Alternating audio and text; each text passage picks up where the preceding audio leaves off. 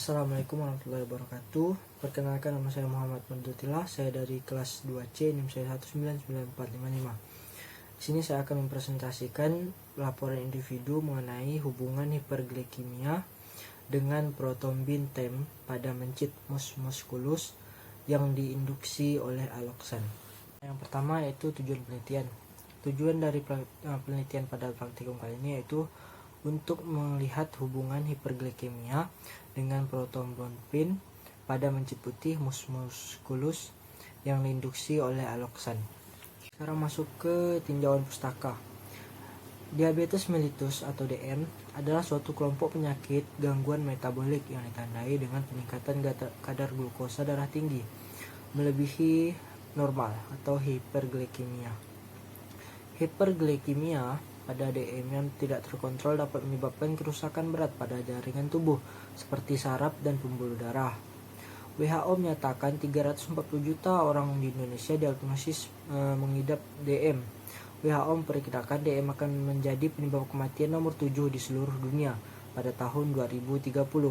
Prevalensi DM di dunia diperkirakan sekitar 6,4%. Pada tahun 2010 diprediksi menjadi 7,7% pada tahun 2030.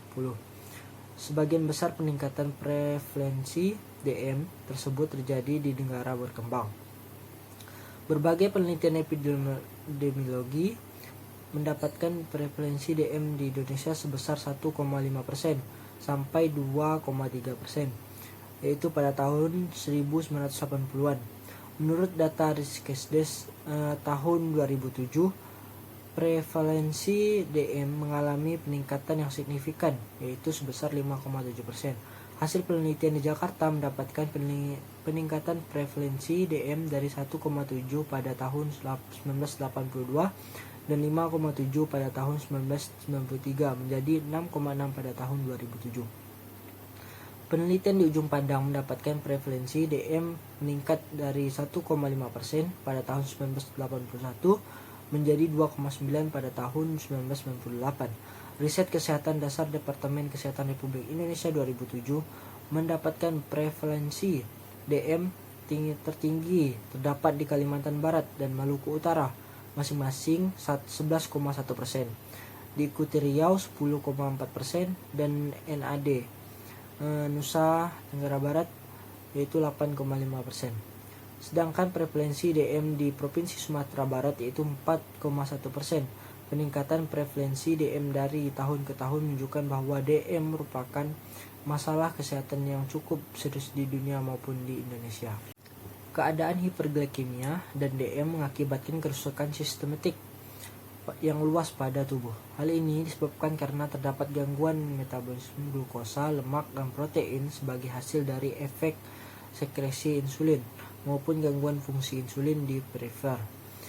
Berbagai komplikasi akut DM yaitu koma hiperglikemia, ketoadosis, dan hiperkeotik.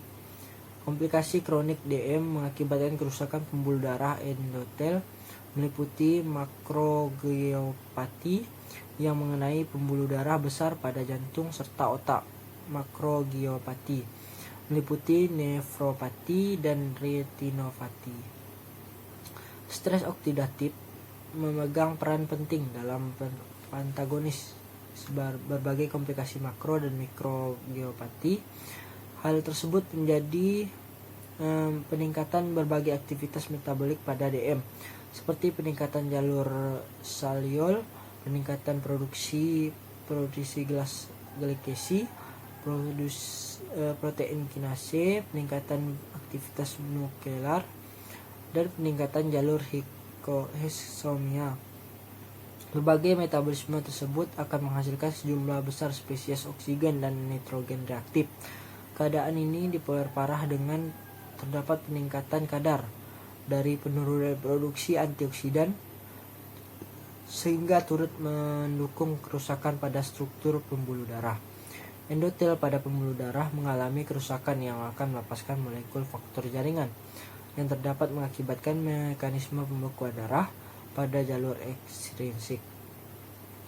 Mekanisme ini dapat menimbulkan keadaan patologis Apabila terjadi terus-menerus, diaktifkan kembali kerusakan pembuluh darah pada banyak tempat.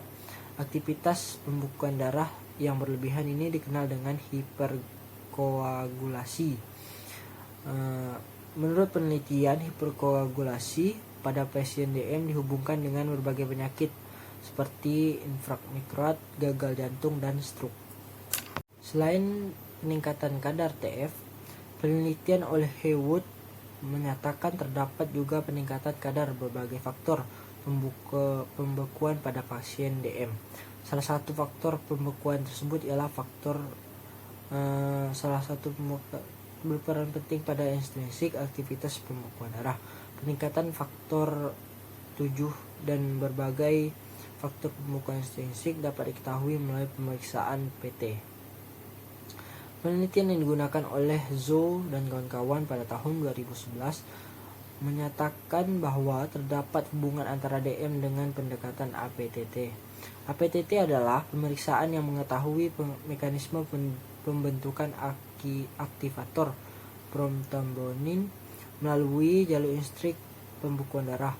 Pendekatan APTT disebutkan dapat peningkatan kadar berbagai faktor koagulasi yang berperan pada jalur instrik, antara lain faktor 21 dan faktor 19. Berdasarkan hal di atas, perlu diketahui penelitian yang tentang berhubungan hiperglikemia terdapat kecepatan pembekuan darah dengan memakai PT sebagai indikator pengukuran. PT digunakan untuk menguji kecepatan pembekuan darah melalui jalur intrinsik dan jalur bersama yang melibatkan faktor pembekuan. Nah, alat dan bahan yang akan kita gunakan. Yang pertama, alat yaitu prothrombin TEM atau PT. Yang kedua, glukocheck, dan kemudian sistemik. Kemudian bahan yang akan kita gunakan yaitu mencit putih 5 ekor. Kemudian kriteria inklusi mencit jantan, umur 6-7 minggu, berat 20-30 gram. Tidak ada cacat, anatomi atau sakit. Nah, untuk kriteria eksklusinya yaitu mencit yang setelah mati. Untuk cara kerja yaitu pada pengukuran gula darah. Yang pertama, dipilih mencit secara acak melalui kriteria inklusi dan eksklusi. Dibagi menjadi 2 kelompok. Dilakukan adaptasi selama 7 hari, dan selama proses adaptasi semua mencit hanya diberi diet standar. Kemudian diinjeksikan aloksan pada hari ke-7, 11, 15 dan 19 banyak 100 mg kilogram berat badan per hari terhadap kelompok perlakuan. Kemudian dilakukan penimbangan berat badan dan pengukuran glukosa darah mencit setiap sebelum injeksi aloksan untuk memastikan efek pemberian aloksan benar-benar menyebabkan hiperglikemia pada mencit. Kemudian pada hari ke-20 hingga ke-30, kelompok kontrol dan perlakuan hanya diberi diet standar. Kemudian yang terakhir yaitu di hari ke-30 dilakukan pemeriksaan kadar glukosa darah pada mencit serta pemeriksaan PT-nya. Dapatlah hasil pengamatan. Nah, masuk ke hasil.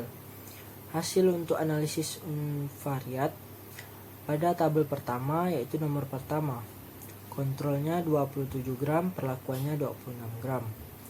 Nomor kedua, kontrolnya 20 gram, perlakuannya 24 gram. Nomor ketiga, kontrolnya 27 gram, perlakuannya 27,5 gram. Nomor yang keempat, 24 gram, perlakuannya 24,5 gram. Untuk berat badan hewan kelima yaitu kontrolnya 25,5 gram dan perlakuannya 24 gram, dan pada mencit yang terakhir yang kelima yaitu kontrolnya 27 gram dan perlakuannya 24,5 gram. Rata-rata yaitu 25,8 gram dan perlakuannya rata-ratanya yaitu 25,8 gram. Berikut adalah grafik dari hasil uji. Nah, untuk grafik yang pertama yaitu mengenai perkembangan berat badan mencit kelompok kontrol. Nah, untuk grafik yang kedua yaitu perkembangan berat badan mencit pada kelompok perlakuan. Nah, untuk yang grafik ketiga yaitu mengenai perubahan kadar glukosa puasa kelompok setiap mencit. Nah, untuk grafik yang terakhir yaitu perubahan kadar glukosa puasa kelompok mencit perlakuan. Nah, masuk ke hasil pada tabel yang kedua, yaitu mengenai hasil pengukuran protonbintem atau PT tiap kelompok mencit. Nah, untuk yang pertama, kelompok kontrolnya dapatkan 7,7 detik, kelompok perlakuannya 8,2 detik. Nah, untuk yang kedua, kelompok kontrolnya 8,1 dan kelompok perlakuannya 7,5. Nah, untuk yang ketiga 7,4 dan kelompok perlakuannya tidak didapatkan. Kemudian pada kelompok yang keempat 9,2 dan kelompok perlakuannya 9,5. Dan kelompok kontrol yang ke-5 7,4 dan kelompok kontrolnya tidak didapatkan, dan kelompok kontrol yang ke-6 yaitu 7,3. Selanjutnya masuk ke analisis bivariat. Untuk yang pertama yaitu tidak hiperglikemia, hasilnya 5, dan massa kurang lebih standar deviation yaitu 7,96 kurang lebih 0,75, itu dapatkan 0,76. Untuk hiperglikemia yaitu N-nya 5 dan mean plus minus standar deviationnya yaitu 8,12 di kurang lebih 0,86 P-nya. Nah, pembahasan. Pada percobaan kali ini, hasil pengukuran berat badan mencit dapatkan peningkatan berat badan pada kelompok perlakuan setelah injeksi aloksan yang pertama dilakukan pada grafik kedua. Kemudian dari hasil pengukuran kadar glukosa darah mencit didapatkan keadaan hiperglikemia rata-ratanya yaitu 133,16 mg per mili. Pada kelompok perlakuan 4 hari setelah injeksi aloksan pertama dilakukan pada grafik 4, kadar glukosa puasa kelompok perlakuan mencapai puncaknya 4 hari setelah injeksi aloksan ketiga dilakukan. Pada hari ke-30 dilakukan pemeriksaan PT di laboratorium Rumah Sakit M. Jamil Padang. Dari 12 darah yang diberikan, 2 diantaranya mengalami lisis, sehingga jumlah sampel yang dianalisis hanya menjadi 10 sampel. Hasil pemeriksaan PT-nya menunjukkan terdapat pendekatan PT pada seluruh mencit kontrol yang perlakuan. Kemudian dilakukan analisis melalui uji Shapiro-Wilk yang didapatkan hasil tingkat signifikannya yaitu 0,76 P lebih dari 0,05. Ini berarti hipotesis Hanunya diterima sehingga disimpulkan tidak terdapat hubungan yang signifikan antara hiperglikemia dengan hasil pemeriksaan PT. Pada penelitian ini dapatkan pendekatan PT pada mencit kelompok perlakuan dengan rata-rata 8,12 detik. Kerusakan endotel pada hiperglikemia dipicu oleh mekanisme stres oksidatif akibat peningkatan aktivitas glikasi dan lemak bebas akan menghasilkan produk metabolisme sampingan berupa spesies oksigen reaktif yang dapat merusak membran mitokondria dan membran sel endotel. Endotel yang rusak akan melepaskan faktor jaringan yang kemudian akan mengakibatkan faktor 7.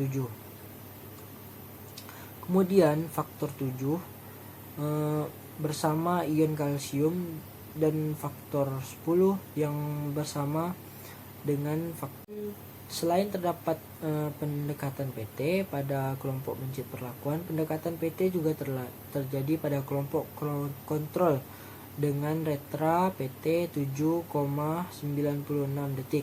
Hal ini disebabkan oleh penambahan berat badan mencit kontrol akibat pengaruh pemberian diet secara libitum. Hasil pemantauan berat badan mencit kelompok kontrol mendapatkan peningkatan yang signifikan bila dibandingkan dengan kelompok perlakuan. Hal ini tidak ditemukan pada kelompok perlakuan akibat efek sekresi insulin akibat injeksi aloksan. Kekurangan kadar insulin menyebabkan sejumlah besar glukosa tertahan di ekstrak sel, sehingga sel mengalami krisis energi. Hal tersebut akan merangsang sel untuk mengambil energi dengan cara memecah lemak. Hasil ini sesuai dengan penelitian Fox et al. Pada tahun 1978 yang melakukan penelitian terhadap tikus yang diberi pakan 3 kali per hari dan tikus yang diberi pakan secara libitum selama 120 hari. Fox et al. Mendapatkan pemberian pakan secara ad libitum dapat meningkatkan pertambahan berat badan tikus hingga 50% akibat peningkatan simpanan lemak dan tubuh dengan tingkat signifikan P kurang dari 0,01.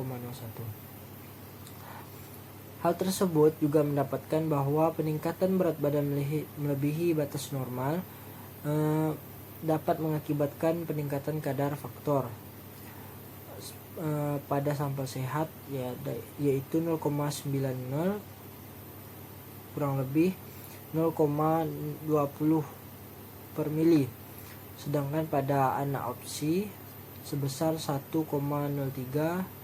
kurang lebih 0,20 akan mengakibatkan pembentukan trombin dalam pembuluh darah sehingga hasil pemeriksaan PT dapat memendek. Kesimpulan pada praktikum kali ini yaitu terdapat pendekatan Prombin-Temp atau PT pada mencit kelompok perlakuan kurang lebih 10 detik. Namun hal yang sama juga ditemukan pada kelompok kontrol. Didapatkan bahwa tidak terdapat hubungan hiperglikemia dengan Protombin-Temp dengan taraf signifikan P 0,07 dan P lebih dari 0,05. Berikut adalah daftar pustaka